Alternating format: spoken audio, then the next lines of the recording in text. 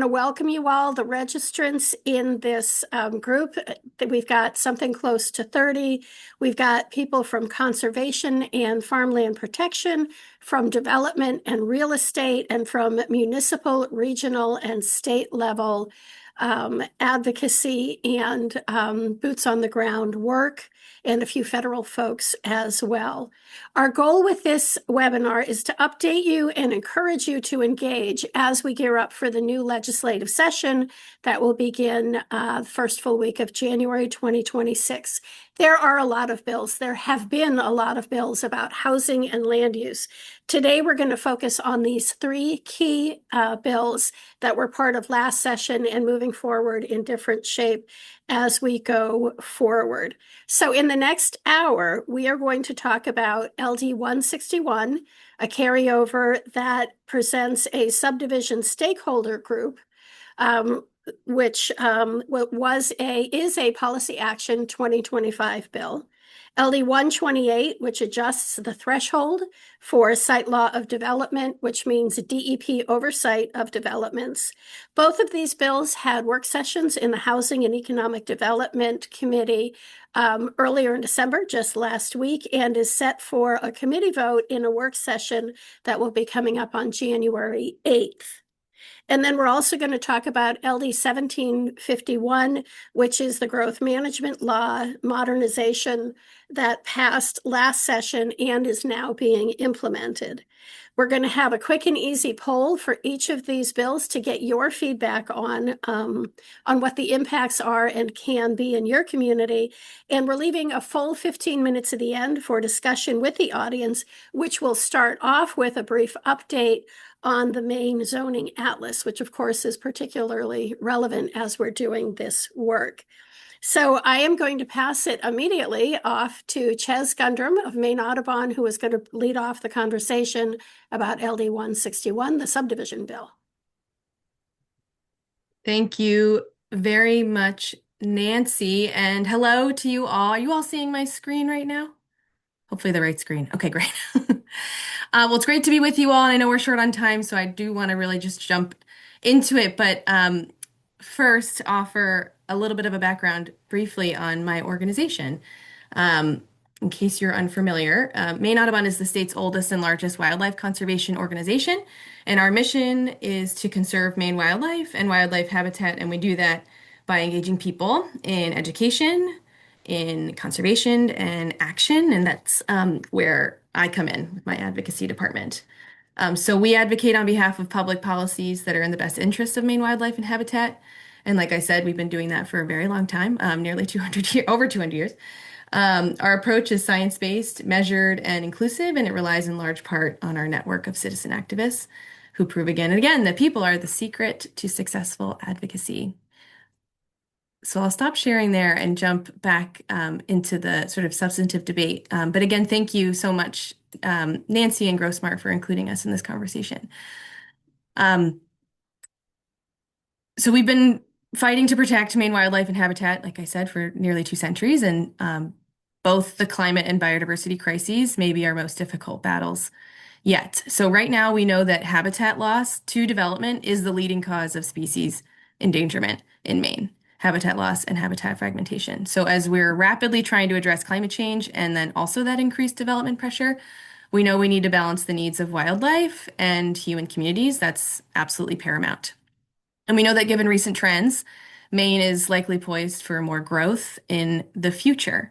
So as we decide where we want this new housing to go and to be built and assess, we also need to assess the impacts that those new developments will have on our natural resources, as well as our rural economies and nature-based tourism industry. So it's imperative that we make whatever changes we make to Maine's existing environmental laws and rules, that they're made with great care and with great attention, because we have one shot to get it right. So growth and conservation can coexist, and they must, but we really have to be smart about it. So we recognize the incredible importance, of course, of existing land use laws for creating thriving communities, and also then balancing the needs for valuable habitats and natural resources in Maine.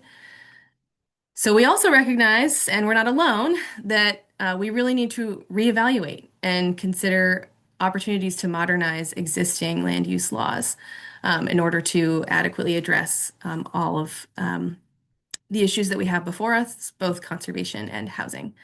So LD 161 is a bill that was put forward in this session that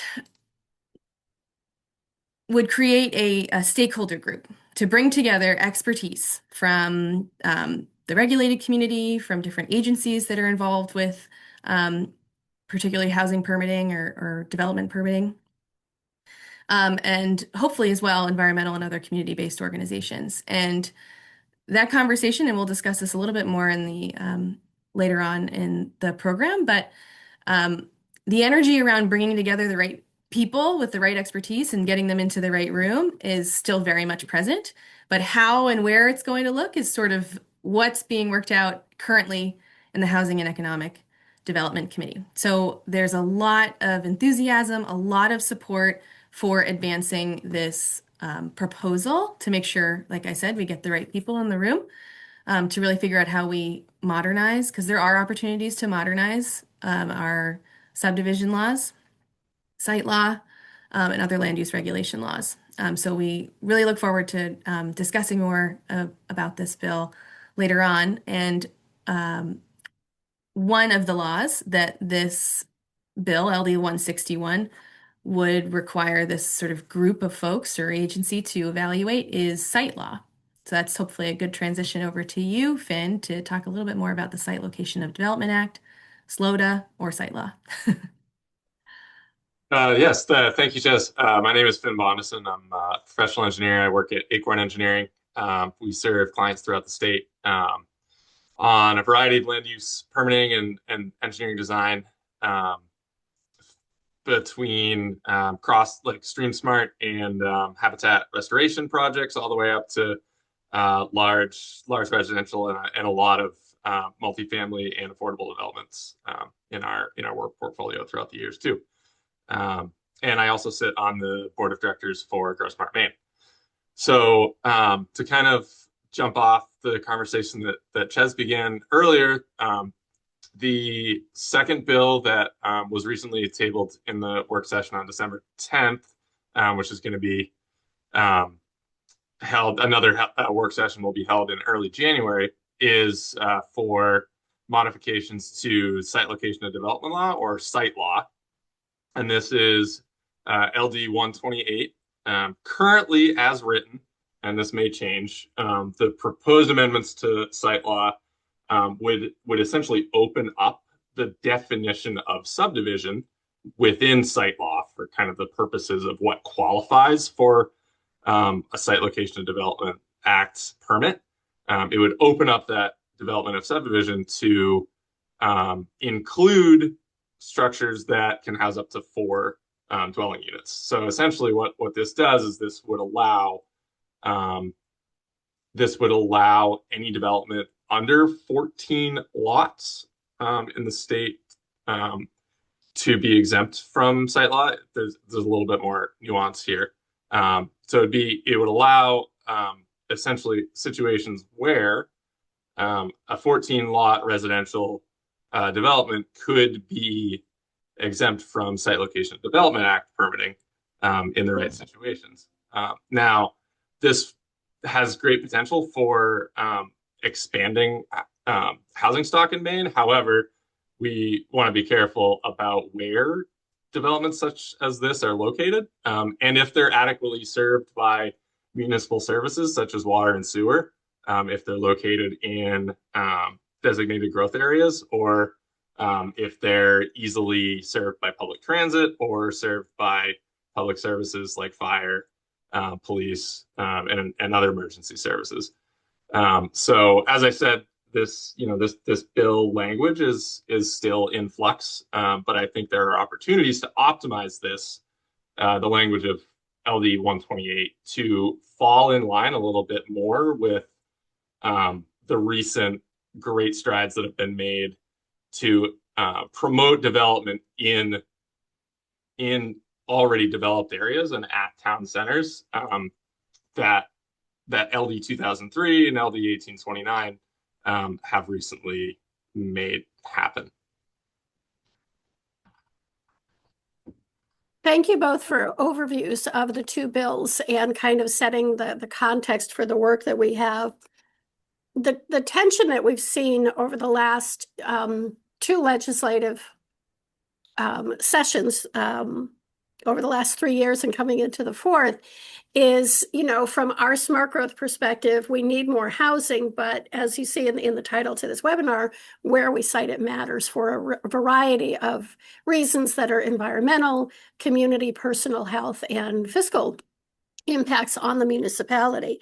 And these two bills, as you're hearing, are interconnected. That SLOTA site law references subdivision and so forth. So, Ches, I want to turn to you with a question. As we listened in on the work session last week with Housing and Economic Development, there was discussion among the committee on whether, number one, whether there should be or what level of a stakeholder group versus Maine Office of Community Affairs reaching out to certain people, but also a question about whether the goal was improving the process, the application process for subdivision, or building in an update to the policy goals that we are trying to achieve with subdivision. And before I pass it to you, Ches, I just want to recognize that we do have as a member of the audience today, Tracy Gear, who's the House Chair of the Housing and Economic Development Committee. So hoping we're doing a good job of reflecting what we saw as we listened into the work session. And please do raise your hand if you can redirect us as needed. So Ches, to you, that question about how, what we're hoping will come out of the committee at the work session and the vote on January 8th in those couple of parameters that I mentioned. Thanks, Nancy. Yes, I think to reiterate how I sort of kick things off with LD 161 is the spirit of that bill seems to be very much alive, and just what it will look like and where it's going is really what's up for discussion, of course, within the committee space right now. What's important, at least from the Maine Audubon perspective, is that, say this goes in the direction where the Maine Office of Community Affairs, which is coming online now, which is really excellent and going to be great for so many communities. We've been desperately missing that kind of coordination between at the local level and the state level. But say that task of evaluating how we modernize Maine's existing land use planning laws, some of which are some of our most important environmental laws, like site law. That is one of our most important environmental laws.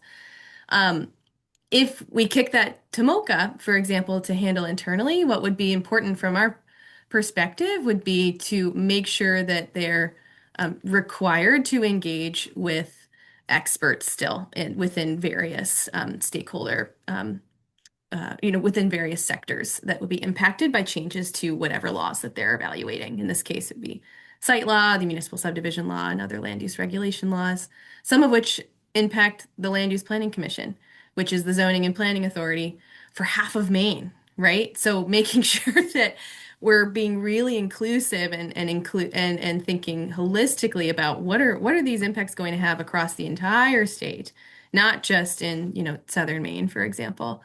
So if it does transition away from being sort of a set, more classic stakeholder group, if you will, and goes to MOCA, making sure that they're statutorily required to engage with different groups will be really important from our perspective. And then I think you had one other part of your question too about sort of the application process too, and I think there's a lot of energy in permitting reform, period. It doesn't matter if you're talking about housing, if you're talking about renewable energy development. How do we think about what rapid development looks like when we know we need it, but we need to put it in the right places and be super thoughtful about making sure that we're not unintentionally creating sort of a regulatory environment that's a little too loosey-goosey from the environmental perspective, because we have created such a Maine is such a beautiful state. Protecting the nature of Maine is important to all Mainers, and Our existing laws have allowed for that, but we also have to deal with pressing crises ahead of us right now too. And so there's a balance. So I think there is some energy in figuring out whether or not, timelines for when permits get reviewed or how they get reviewed across the board is a conversation happening in multiple places, and I expect will be addressed. Cool.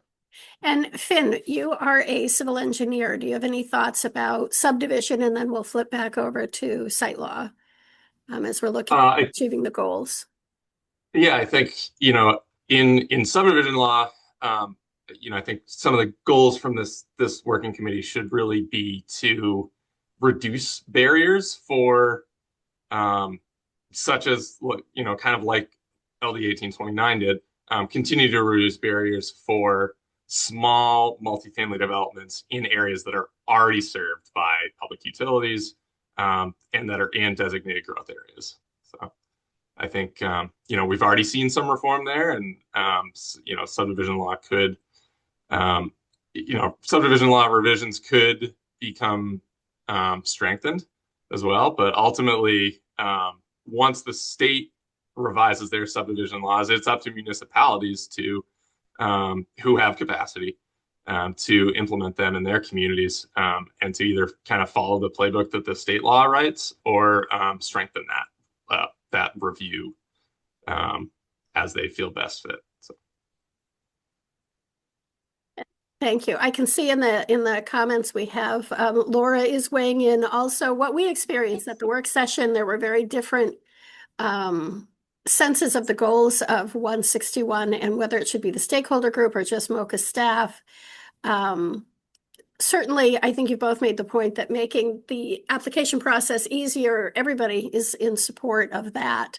But again, focusing on the intent and the goals, there seem to be still room. And I know Chair Gear is going to be putting forth one proposed amendment for the committee's consideration as we move forward with this.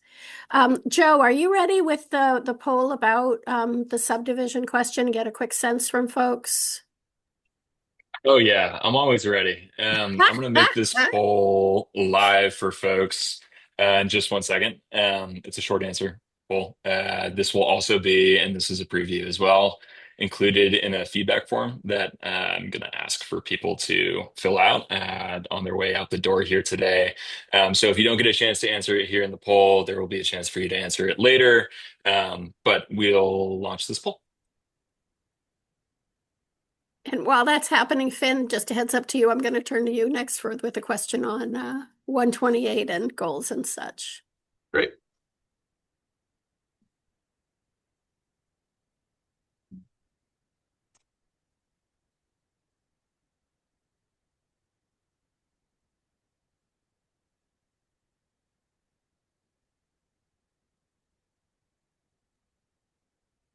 Great. The responses are piling in. Maybe give it another 30 seconds.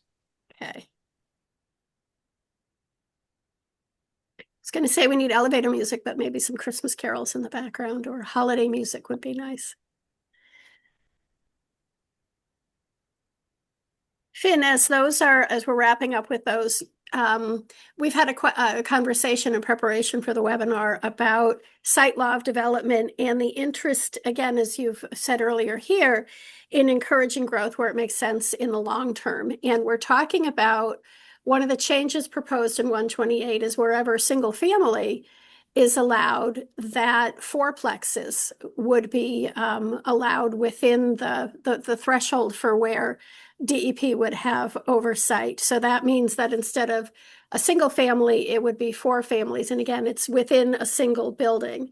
And what are your thoughts on, the goal is to make it easier to get housing. We know that we need housing everywhere, and balancing that with the smart growth ramifications beyond housing, but cost of living, environmental, social, and all of that. So as folks are wrapping up with the first question, what are your thoughts on the dynamics offered with at what point, it's not whether or not you can do them, it's whether the oversight would be under subdivision or also under DEP with site law. So what are your thoughts on that?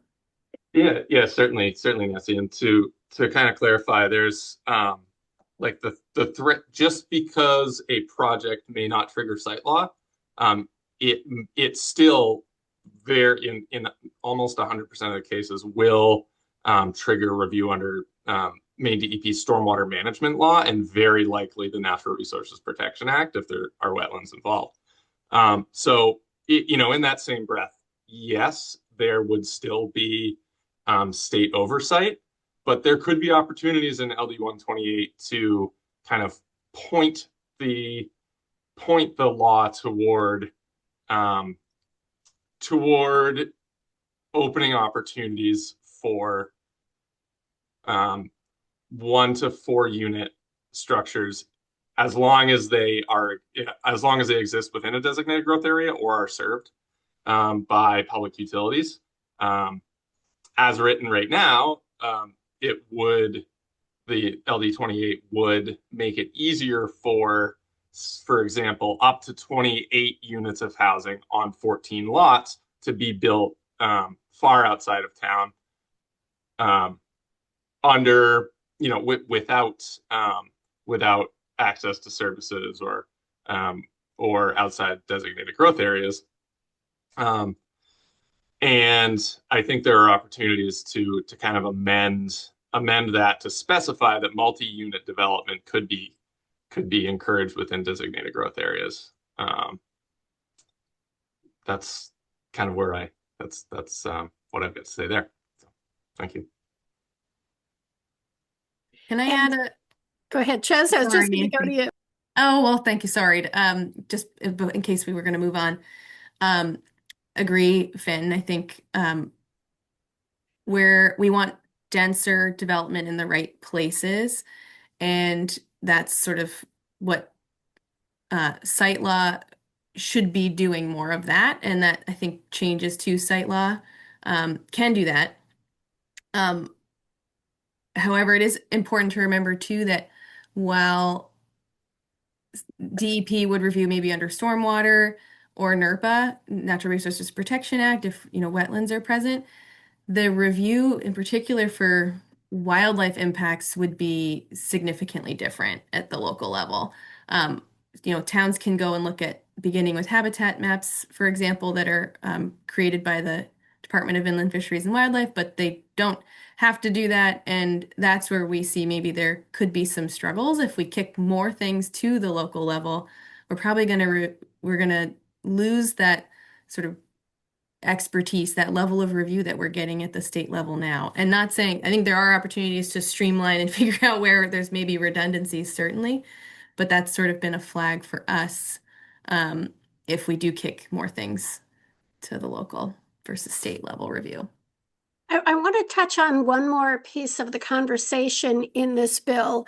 I know PBR to stand for one thing, but PBR is also permit by rule. And maybe, Finn, I'll turn to you first with there's an interest within this bill about the short staffage, the staffing shortage at DEP means one of the resistance points with site law is the time it takes because DEP doesn't have enough staff. There's been talk about third party, but also looking at permit by rule. And what are your thoughts on that as a mechanism that DEP develop rules to allow? And I guess first maybe define what permit by rule is, and then your thoughts on this as part of the solution. Certainly. Thank you, Nancy. Permit by rule is essentially a streamlined process for the DEP to review development which has limited effects or limited detrimental effects on natural resources. And so the PBR process has been used through the Natural Resources Protection Act for many, many years to permit development that has limited effects on natural resources, and usually those processing times are 20 days.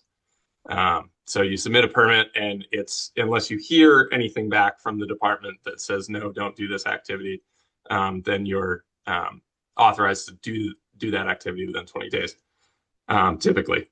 So how this could work with Site Location Development Act is kind of unclear right now. We still need to hear from the department which activities they intend to loop into a PBR type process. And LD 28 isn't proposing any specific activities that should be reviewed under a PBR process. LD 28 would essentially make it easier for the DEP to enact a PBR review process. So it would be nice to know, in future what the department intends to loop into the PBR process. And I think one item that would be really beneficial to developers and the department alike would be to allow permit transfers, like transfers of ownership of a site law permit, to be a PBR process, so that if one entity owns a property, sells it to another entity, and there's absolutely no change proposed to the use of that land, that review doesn't have to be tied up for a year. But I think we'll need to know from the department what other activities they'd like to loop into a PBR. Ches, did you have thoughts on that? I did, and I'm quite aligned. Finn, I think you nailed it. The PBR is a really helpful tool under NERPA. With guardrails under site law, it could be quite helpful. However, we've got a lot of heartburn around advancing, even just opening the door in the way that the sort of bill as written does, to allow for PBR for site law. As you said, it's 20 days, and if the department doesn't have an opportunity to review that PBR, it's automatically accepted. And so that's, for example, under the Natural Resources Protection Act, there are PBRs for decks and different kinds of blankets you can throw down on a coastal sand dune system temporarily. Like, those are very different kinds of things than housing developments. So we really want to be quite careful about how we consider this sort of change for site law. And I think I saw in the chat earlier that someone asked about DEP staffing, and that's at the crux of so much of this conversation, quite to be just very honest. DEP is an understaffed and underfunded natural resource agency, and we see that they're under a lot of strain to deal with a lot of not only just permit review, but everything they do. It's a very complicated and dense agency that requires a lot of expertise, and it is a challenge to operate, certainly. So we know that DEP right now has exercised their right to engage with third-party review of permits too, which has been, from what I understand, helpful, although also challenging because there are maybe not so many. This is from what I understand. Not a lot of folks out there who are able to third-party review right now for a variety of reasons.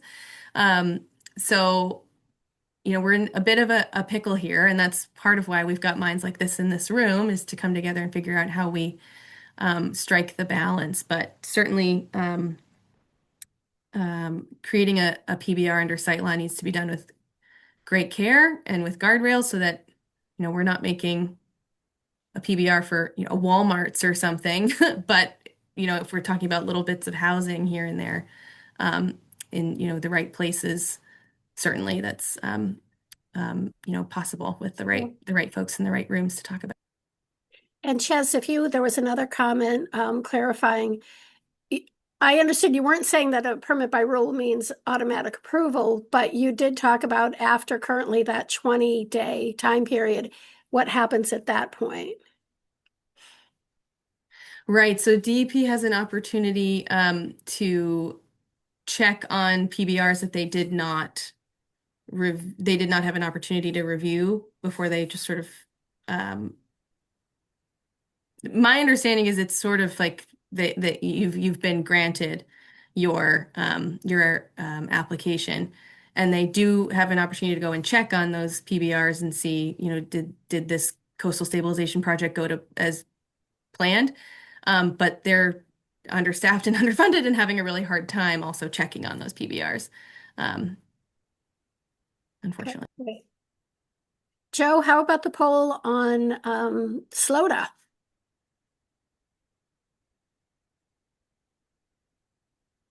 Yes. Yep. Give me 1 minute and I'll pull it up.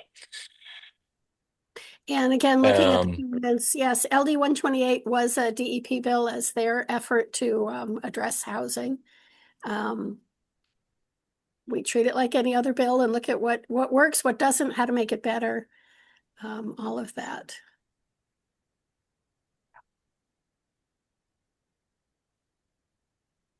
So take a minute for the question, how would the proposed changes affect your community? Good, bad, indifferent? Well, change, hopefully some of each, perhaps, as with everything.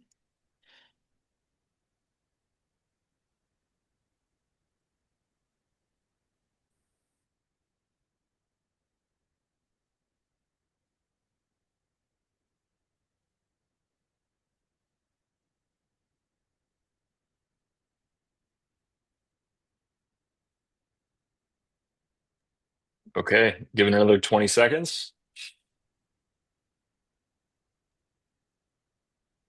Finn and Ches, my sense is next we can pivot to the growth management law, and I'll give an update there, and then we can open it up for conversation about all three of these important changes to the regulatory environment, with an eye towards how people can engage in the different growth management law, site law, and subdivision moving forward. All right, I see Joe nodding his head. So the other one that we wanted to touch base on is LD 1751, an act to improve the growth management program laws. This bill passed in the last session, so we're talking about the implementation that has already begun. The policy goal for updating growth management law is to modernize the law itself so that comp plans and this is the home for comprehensive plans, just to add that bit of context, but to make sure that comp plans demonstrate an alignment with state goals and, very importantly, provide justification for the implementation actions for the ordinances and the zoning that a town may choose to do afterwards. And I think equally important to encourage coordination at the local level. What this bill has done as we move forward is update definitions, incorporate new elements into the growth management program, such as mixed-use housing projects and infrastructure for bikes and pedestrians. It also modifies the current language for clarity and consistency in the planning process. The bill mandates that comprehensive plans include these local goals and a policy development section that aligns the state goals with the local goals with the state goals, as well as an implementation strategy with a timetable for land use ordinances. Again, a plan is terrific, but the purpose of it is to then move to implementation. And more broadly, as we all worked on improving growth management, having been through the process, many of us, we want there to be enough energy once the plan has been accepted that people are ready to go into the implementation process. 1751 also requires a development of a future land use plan, designating growth and rural areas, and again, emphasizes rural coordination among municipalities. It outlines a process to introduce place types as an optional foundation for comprehensive planning as well. And it improves the review process for comprehensive plans and establishes new requirements for public participation and technical assistance. The rulemaking will include place type as strategies that can be used for planning growth. This, as 1751 moves forward with the work being housed at MOCA, Maine Office of Community Affairs, it includes a progress report to the Housing and Economic Development Committee by January 15th of 2026, and the effective date is roughly 2 years out to allow time for the rulemaking. Currently, MOCA has just begun, as of last week, a facilitated stakeholder group that will offer guidance to MOCA, and they will then begin rulemaking in the spring. When they are done with the rulemaking, it'll then be opportunities for public reaction, public response to what they have proposed. The stakeholder group is made up of planners from municipal, regional, and perspectives, as well as the private sector. There are developers, a land trust, and Maine Municipal Association. There's also a series of interviews for people looking at what their goals are for the outcome, what will change as a result of the update for the growth management law. I've had an opportunity to do one of those interviews with the facilitators. So how can you engage? The bill has passed. There's no action that's needed at that point. What we can do is keep track as we, looking at the information I have, MOCA staff is going to be sending out information on how the public can follow their work. I haven't seen that yet. Perhaps it's out and I just couldn't find it on the website. And then also when we find out when the report will be shared with the Housing and Economic Development Committee, I don't know if there will be a presentation or simply it's provided.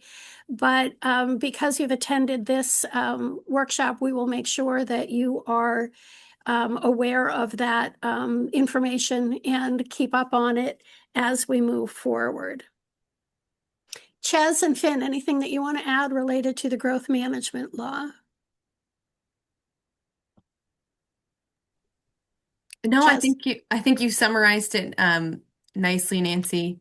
Really looking forward to engaging in the process, and Maine Audubon will be there and trying to bring in more environmental and conservation voices because it is such a critical law that requires some critical overhauling. So looking forward to the process. There was universal agreement in that it did need to be updated. And again, the smart growth perspective, it is about growth. It's also about where we don't want growth, and that those should be treated equally as priorities.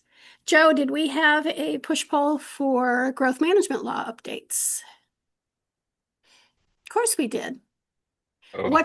What's your hope for change in the comprehensive planning a few years out when this is implemented? I guess I would also describe this as, how would you measure success to say that the years that went into this process were a success because what changed at your level? I'm going to give everybody a minute. I'm going to answer this one as well from my perspective.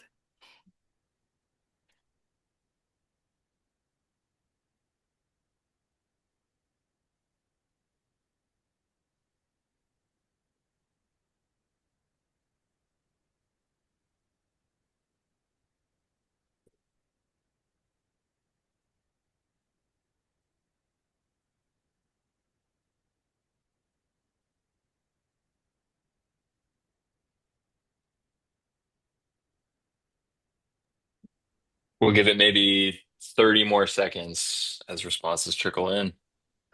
And as Joe mentioned, if you have additional thoughts on this, he will include this in a survey that goes out at the end, so you can add additional thoughts.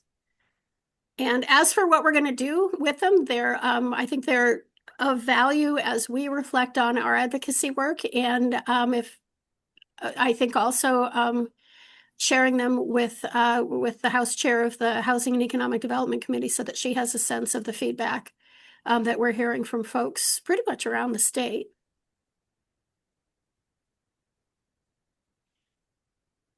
Yeah, that would be super helpful, Nancy. We will appreciate that. And I will say that, I've been here listening and hearing the discussion that has been had so far by the presenters, looking forward to additional commentary. And I will say that, one of the things that I think this group really has no compunction about diving into, it was really the fundamental issue of our time, which is, how do we think about housing in a completely different way? And I think that is the thing that I would encourage everyone to keep in mind, because there are very few ways we can reduce the costs of housing, and as the state government, or as really any government. So really thinking about this as one of the key ways that we can make sure that projects that should happen actually happen, and how do we best structure the law to make sure that that's the case. So that super helpful. Thank you. Great. Finn, I want to point you and Ches to the conversation happening in the chat, and then Elle, we're going to go to you next, right after we look at this. It's a really good point. What happens when a permit by rule is transferred to a developer who has a track record of environmental violations? Is it still the 20 days? Does anybody know the answer to that? Unless the department wants to write any conditions against that. I don't know how that would work. Really. Okay.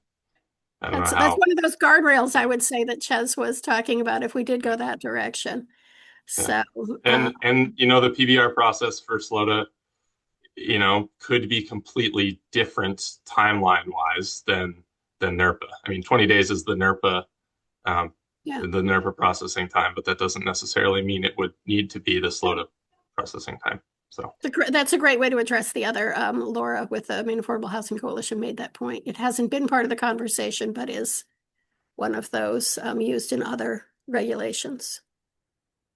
Fabulous. Elle, we wanted to give you a chance to talk about this thing, the Maine Zoning Atlas, which of course does tie into all of this of where do we want to have housing and how do we make it happen? So if you want to introduce yourself and then a little bit about the Zoning Atlas. After that, we're going to go to broad conversation and invite folks to chime in with your thoughts, again, with a call to action. What can we take on January of 2026? Thanks, Elle. Cool. Thank you so much. I really appreciate being part of this conversation, and I'm happy to introduce to anyone who hasn't heard about the Zoning Atlas so far, the Maine Zoning Atlas. So this project started based out of Cornell University some years ago, by a woman named Sarah Bronin. She started this project and she created this methodology to map zoning land use regulations across the country, on a very local lot level. So it's really understanding where parking requirements are, where setback height restrictions, where single family homes can be built, multifamily homes, things like that on a visual map viewer that anyone in the public can look at. And the goal, as the National Zoning Atlas talks about it, is to democratize, demystify, and digitize this country's zoning. So it's really trying to make it create it in a digital format that's accessible to everyone. As you all know, I mean, you're talking about really complex things with the Growth Management Act and some of these other issues that we're looking at here. Most people who aren't planners have a really hard time understanding how zoning impacts their lives, but as I think you all know, it's tremendously impactful in terms of what your community looks like and where you can build and grow and where you don't want to build and grow, as has been mentioned here. So this has sort of been like a ground up effort. This was started out of Connecticut, and states have just one-off sort of taken it upon themselves to create their own state zoning atlas using this methodology so that it can all be plugged into the same map, and we can compare how land use ordinances in Maine are similar or different to those out in Colorado or wherever, to see what's working in other places, what might work here, or be an inspiration for others, where I think Maine is an inspiration for others in our land use reform in a lot of ways so far. So different states have taken different approaches. Some states have academic institutions that are sort of standing up this project. Some work with state agencies. What we've done here in Maine is a coalition of myself. I didn't even introduce myself. I'm so sorry. I work for the Senate President as one of her policy directors here in Maine in my day job, but for my volunteer capacity, I do this work with the Maine Zoning Atlas. So myself, several planners, other state representatives and senators, and folks interested in this world have gotten together, created a steering committee, and I'm the chair of the Maine Zoning Atlas Steering Committee.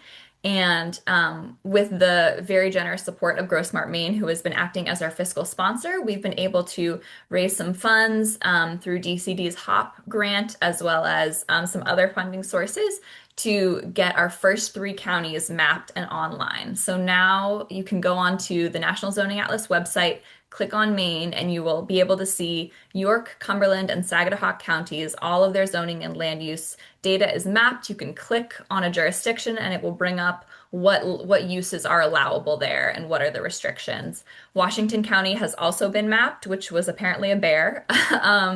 And this is super important for us because it's really going to, there have been different regional efforts to try to understand what land use looks like in different parts of the state, but there's never been a statewide effort like this before. So we're really hoping to be able to expand, and we think this is going to be really useful in furthering the conversation about where we want to build, because we can see then what is actually possible right now. A lot of these zoning codes are outdated. They're just in a log book. The maps, the like geospatial maps are just maps on a wall. So getting all this information in one place is going to be really critical for lots of folks, but especially for policy people and planners thinking about how to reform. And I'm happy to take any questions, or maybe I'll put the link to the website in the chat. That would be terrific. And we attended the webinar where there was the tutorial on how to use the atlas. That was really handy. Was that recorded, and can that be shared out with the attendees here? I will find out about that. I hope so. I believe it was, but I'll find out, and I'll send it to you, Nancy, if that works, and you can distribute. Yeah, and we can take it from there. And one of the things that in the conversation that came with that webinar is they looked specifically at municipal zoning, not at the state level changes with LD 2003 and with 1928, the major bill that came through last year, or any of the others at the state level.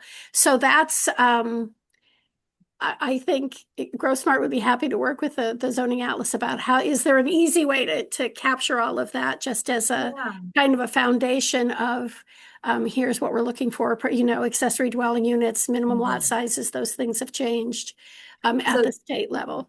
That was a really important finding they do a little snapshot. So you can create, after you have this data mapped, different analyses and reports utilizing this data. So they did a couple snapshots that talked about ADUs where they were permissible, and everyone was shocked. I think Representative Geer, the speaker, we were all aghast when we saw this, that ADUs were not permitted in so many places where we know they are permitted because of the law. What I think is interesting is that tells us that there are some gaps in implementation. And I think that's an important finding that we're able to take away from cataloging this data. They are able to run a report that demonstrates when state law supersedes local ordinances, and they are working to create some adjustments to their atlas, although it takes a lot of investment, I think, on their end, so that you can sort of toggle and see what the state level law is. But I do think it's important to note like where folks are implementing that and where they aren't. Right. Great point. Great point. All right, Joe, are you interested in helping manage our time with broad, we're calling it Q&A, but conversation. You all have been listening. We're eager to hear your thoughts, your ideas, and open it up for, for the next 11 minutes or so. Yeah, and I would say I'm deeply interested in trying to help facilitate that. Although our panelists have done a really good job of getting through questions as they popped up in the chat. So at this point, I'll just ask folks if you have questions after everything that you've heard on these three bills, plus the Maine zoning atlas, and what you're bringing to this conversation as a planner, developer, environmental advocate, any of the above. What questions do you have for the panelists? And you can raise your hand or you can use the chat. Either way, I'm happy to help, make that all function.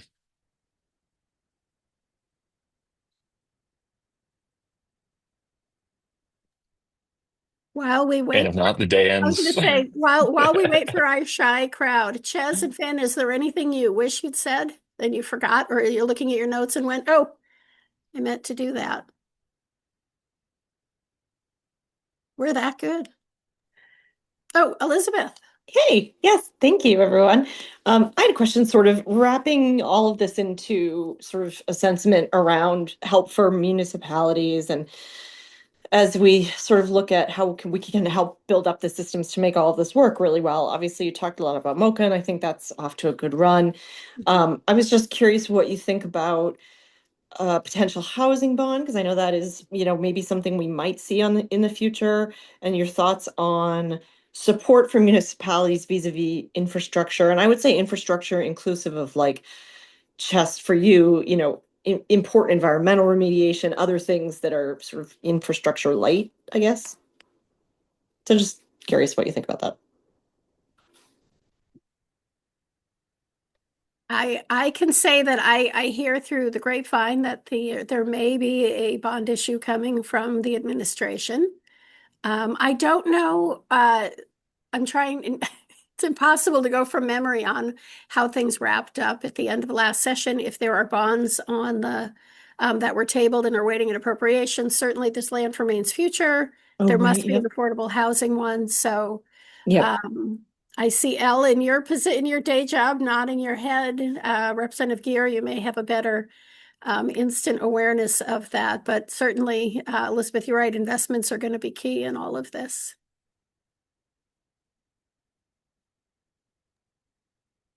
Yeah, I'll just chime in and say just kind of a thought about very small communities with very limited sewer and water, public utilities. On one hand, they, any projects that get kicked to their review, maybe they could have some sort of process to cost share upgrades with developers. However, would that disincentivize developers from developing kind of close to town? So it's a tough situation that a lot of smaller communities in Maine are left with. That's a great point, Finn. Thank you for bringing that up, because I think that was just really thoughtful.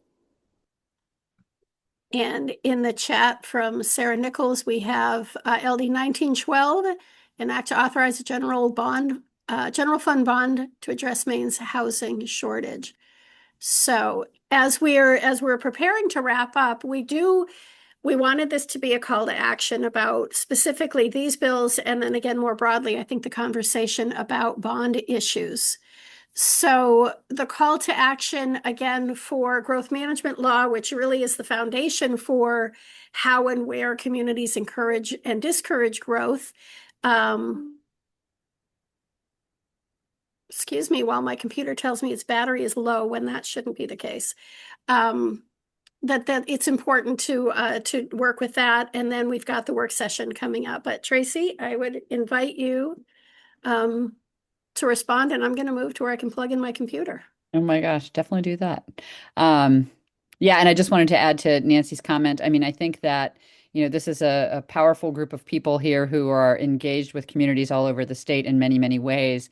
And I think from, my perspective on the committee, it would be really helpful to see folks who are working with, town managers, working with planners at the local level, working with communities of, Finn, as you pointed out, different sizes and that face different challenges, to really, try to help get those folks more engaged in these discussions as we go forward with the committee work. It's not a lot of time that we've got, but that's been one of the sort of my, takeaways from the processes, which is, when it comes down to the end game here, it is, representatives and senators in our legislature who vote on these bills. And, they, to my mind, really just need to be having a better understanding of challenges that are being faced by their communities with regard to housing, and then also have more awareness of the solutions that we need to be putting in place,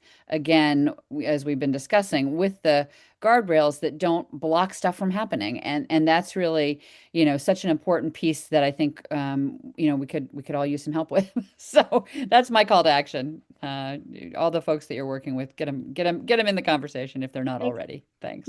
That's fabulous. And I, when I do presentations on doing advocacy, your state representative and your state senator, hopefully by now they know your name, they know what you care about, and they consider you to be a trusted resource on issues like this. If that hasn't happened yet, before session is a great time to just reach out, say hello, tell them what you're interested in, and move forward.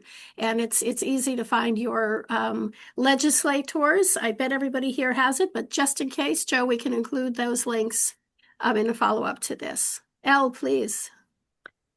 One last thing that I'll say, not about zoning atlas, but about the conversation about bonds, is just a reminder that it takes 2/3 to pass a bond in the legislature. So making sure we're connecting with folks across the aisle from lots of different parts of the state is really critical in moving those efforts